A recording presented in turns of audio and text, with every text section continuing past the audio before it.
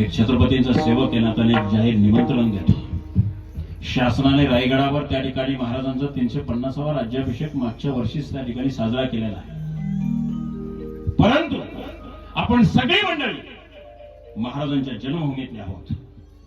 त्यांच्या समाधीवर त्या ठिकाणी रायगडावर त्या ठिकाणी राज्याभिषेक सोहळा शासनाने साजरा केला, पण त्यांच्या जन्मभूमीत राज्याभिषेक सोहळा साजरा झाला नाही. म्हणून शिवाई देवी ट्रस्ट आणि आमच्या स्वराज्य संघाच्या माध्यमातून 31 मे ते 6 जून 2024 या 7 दिवसाच्या कालावधीमध्ये महाराष्ट्रात कुठं साजरा झाला नाही इतका भव्य दिव्य महाराजांचा 350वा राज्याभिषेक सोहळा आपण त्या ठिकाणी साजरा करणार आहोत.